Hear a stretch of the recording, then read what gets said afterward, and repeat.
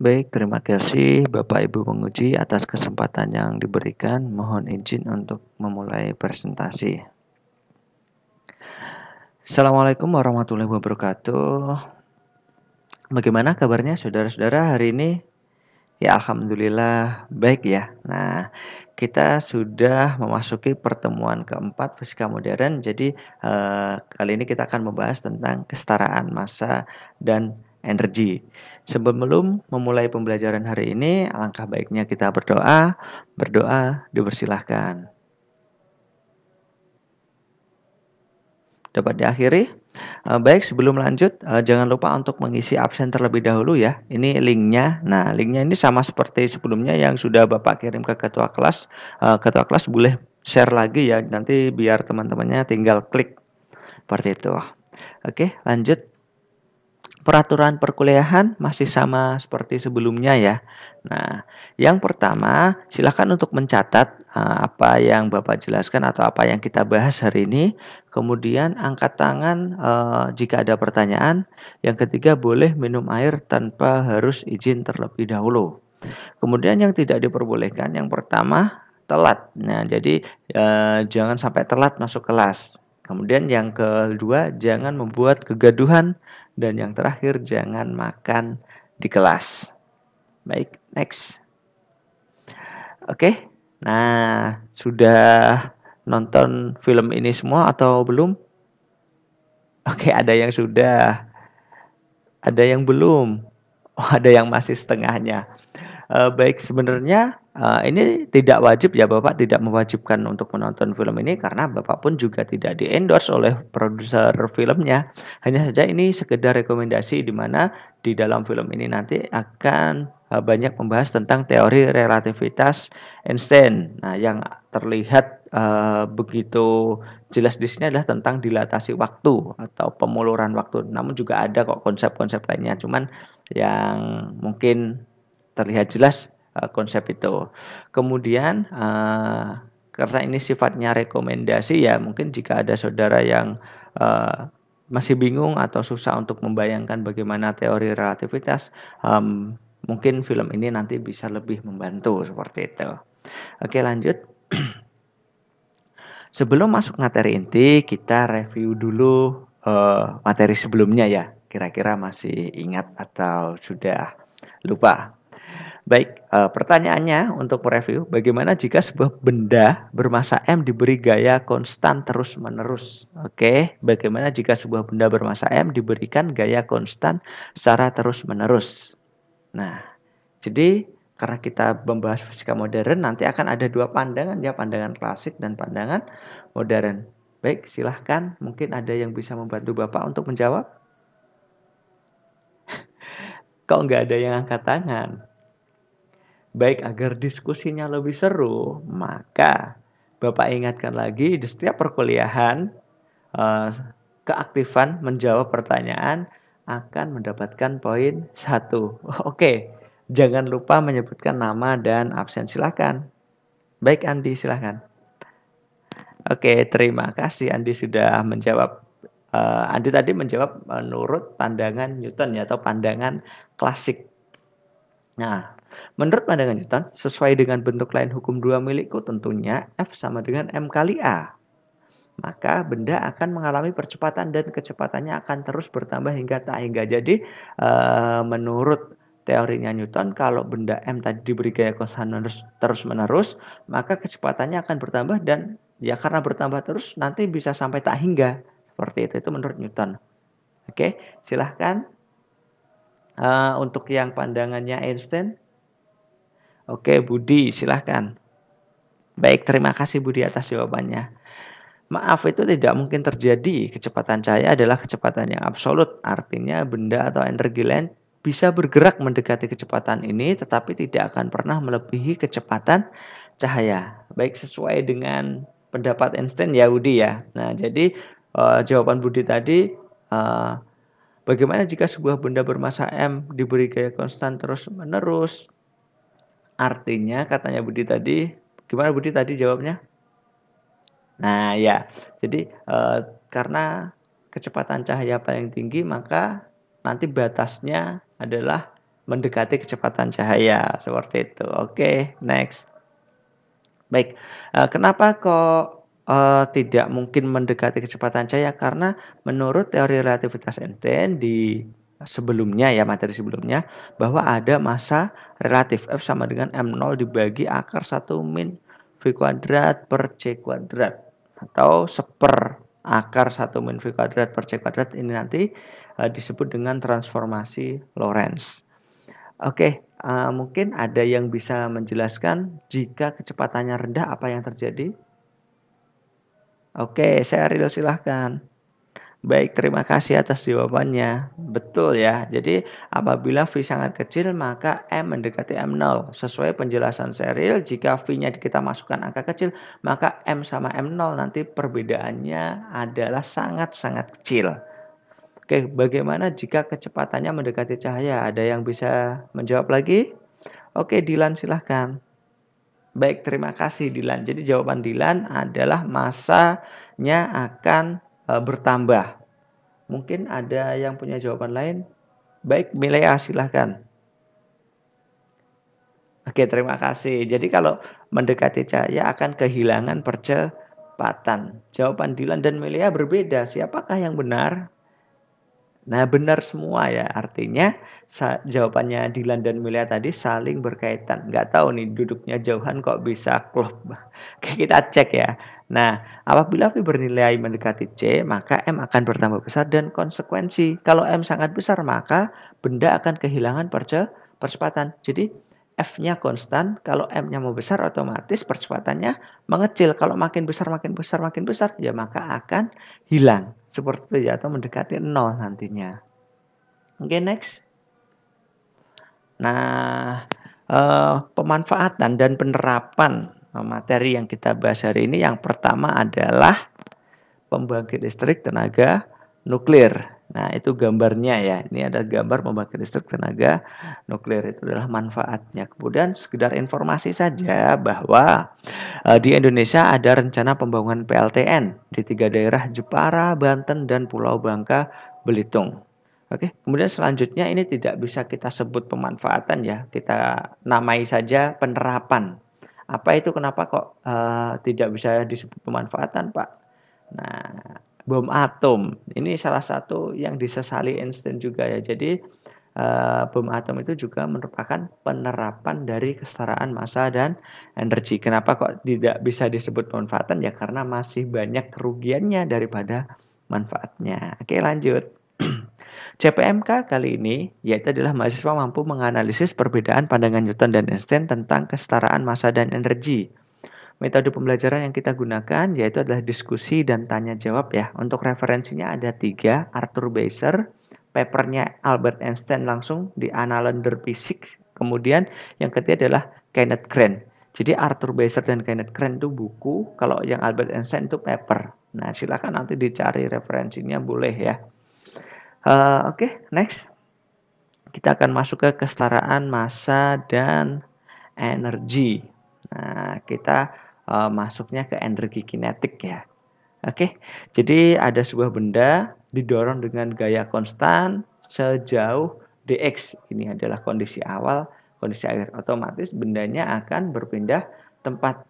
Oke ya, karena ada gaya maka akan ada perubahan kecepatan. Maka energi kinetik persamaannya bisa kita tulis integral 0 sampai x f dx. Nah, F ada yang tahu F itu apa?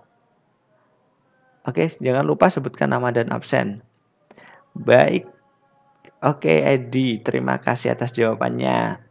Betul ya, jadi F adalah dP per dt, hukum 2 Newton. Oke, kita substitusikan, sehingga bentuknya menjadi ini. Jadi F adalah dP per dt dx. Oke, kita ubah formasinya. Nah, jadi kita rubah saja dx-nya jadi maju ya, sama saja.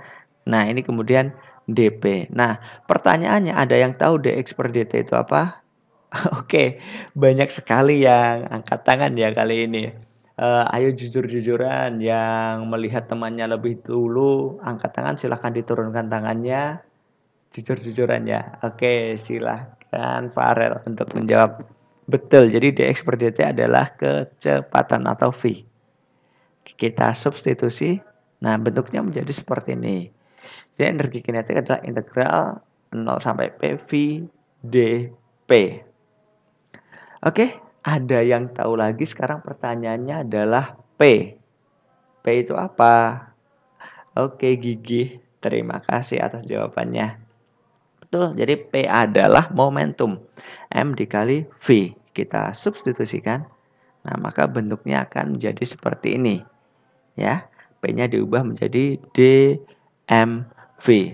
Oke, karena ada diferensial M dan V, maka kita bisa menggunakan diferensial parsial ya. Nah, di mana UV aksen sama dengan UV aksen plus U aksen V. Oke, nanti menjadi seperti ini kalau kita substitusikan lagi. Oke, jadi energi kinetik 0 sampai mv V m dv plus V dm. Oke, kemudian kita masukkan ya, kita kalikan. Nah, bentuknya menjadi seperti ini. Maka energi kinetik adalah integral 0 sampai mv dv plus v kuadrat dm. Nah, yang menjadikan perbedaan pandangan Newton dan Einstein ada di mana? Ada yang masih ingat nggak tadi di slide sebelumnya? Oke, Kinan. Betul, ada di massa ya, ada di dm. Nah, jadi yang membuat perbedaannya itu ada di dm. Bagaimana menurut Newton dulu, Kinan? Betul, jadi menurut Newton massa itu mutlak, jadi tidak ada perubahan. Kemudian kalau menurut Einstein, mungkin yang lain, ganti yang lain. Oke, Farel. Betul, massa itu bersifat relatif. Oke ya, jadi kalau menurut Newton massa bersifat mutlak sehingga tidak dipengaruhi karena gerak, berbeda halnya dengan Einstein. Kalau Einstein massa bersifat relatif bergantung kecepatan benda bergerak. Oke, terima kasih sudah menjawab. Next ya, kita lanjutkan. Baik, kita akan membahas menurut Newton dulu. Massa bersifat mutlak sehingga tidak akan mengalami perubahan karena gerak. Sehingga dm sama dengan 0. Nah, ini persamaan yang tadi. Baik, kalau dm kita substitusikan 0, maka jadinya seperti ini. Oke ya. Nah, dm sama dengan 0 yang terjadi adalah mv dv. Ada yang tahu hasil integral mv dv apa? Baik, silahkan Gigi. Oke, betul sekali. Setengah mv kuadrat. Jadi energi kinetik adalah setengah mv kuadrat. Jadi teori klasik energi kinetik setengah mv kuadrat sesuai dengan penurunnya menurut pendapat Newton. Oke, sekarang kita masukkan pendapat Einstein. Jadi pendapat Einstein adalah massa bersifat relatif bergantung dengan kecepatan benda tersebut bergerak. Karena massa relatif berarti ada perubahan massa. Nah, kita ambil lagi rumus massa relatif. Atau bisa ditulis menjadi seperti ini ya. Akarnya diubah menjadi pangkat min setengah karena sebagai penyebut. Nah, baik.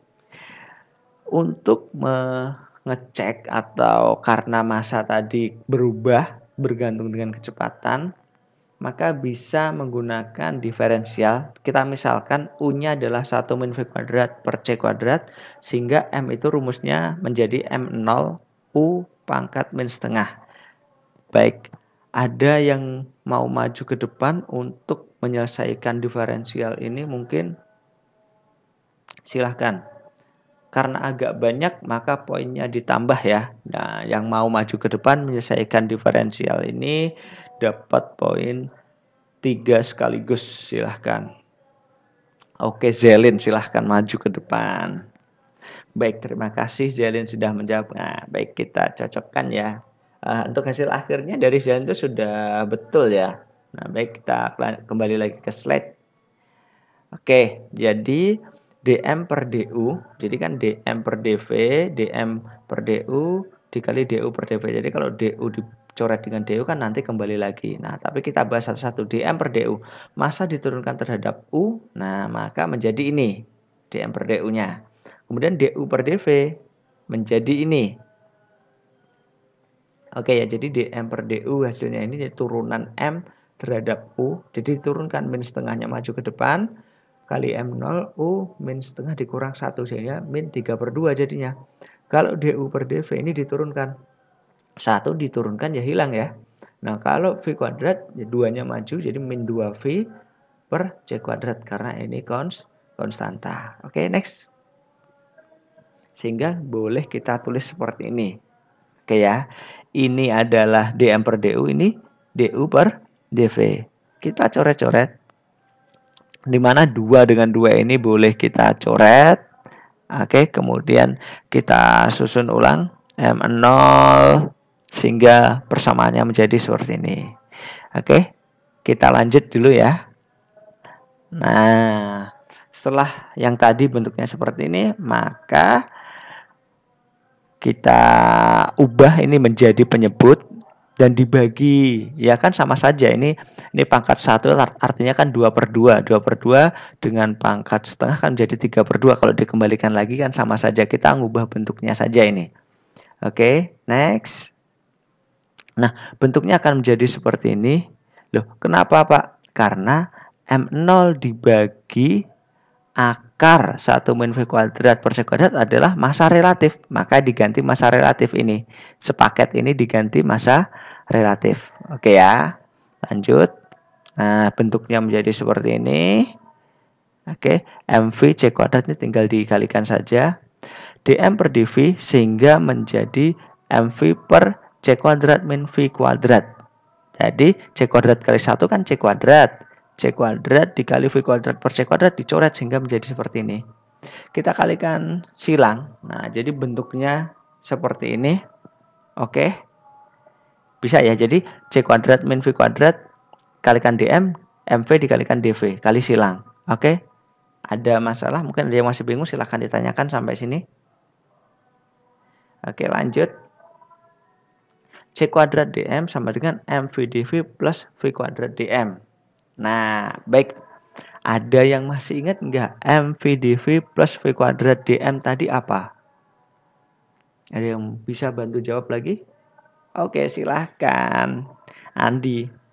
Betul, energi kinetik.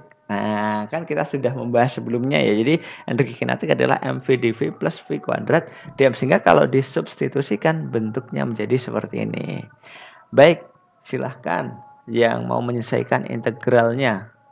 Energi kinetik sama dengan integral M0 sampai M C kuadrat dm. Oke, berarti boleh silahkan maju. Oke, betul sekali hasil dari Berarti ya. Terima kasih. Jadi C kuadratnya boleh kita keluarkan karena konstanta. Nah, maka kita integralkan M-nya. Nah, jadinya adalah M0 dimasukkan sama M. Jadi M min M0. Jadi kalau dikalikan C kuadrat, MC kuadrat min M0 C kuadrat. Ini adalah hasil dari energi kinetik milik Einstein. Kemudian apa itu MC kuadrat, Pak? Apa itu M0 C kuadrat?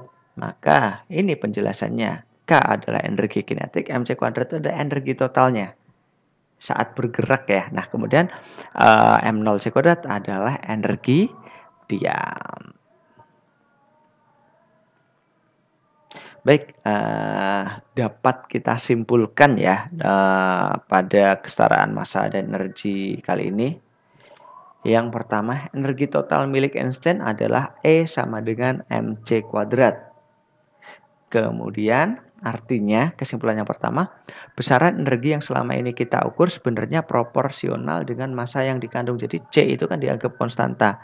Jadi E itu sebanding dengan M. Artinya besaran energi yang selama ini kita ukur sebenarnya proporsional dengan massa yang dikandung. Artinya semakin besar massa ya semakin besar energinya. Seperti itu. Selanjutnya, massa dan energi mengukur hal yang sama, hanya beda satuan. Kenapa? Karena C ini adalah konstanta. Jadi E dan M sebenarnya adalah sama, hanya saja beda satuan.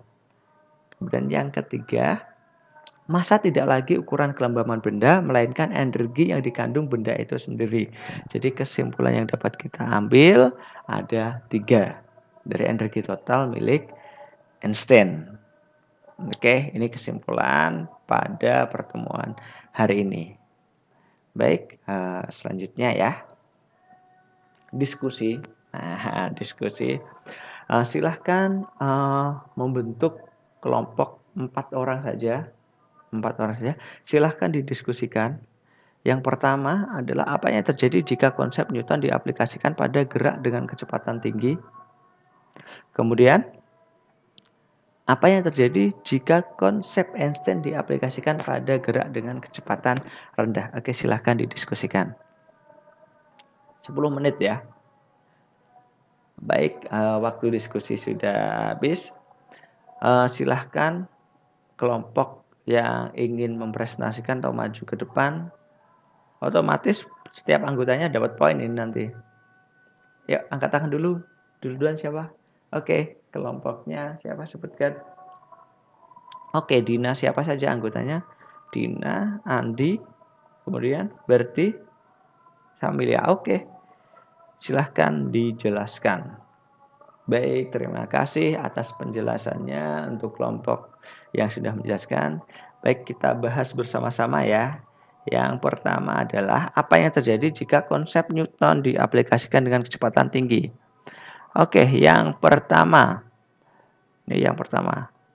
Pada kasus benda yang mendapat gaya konstan terus-menerus, terdapat kemungkinan kecepatan benda akan melampaui kecepatan cahaya. Jadi kalau pakai konsep klasik di mana massa itu mutlak, nanti kecepatan benda karena nambah terus, ya ada kemungkinan nanti akan melampaui kecepatan cahaya. Sedangkan cahaya adalah entitas tercepat, jadi tidak mungkin ya. Nah, itu jika konsep Newton diaplikasikan pada kecepatan tinggi.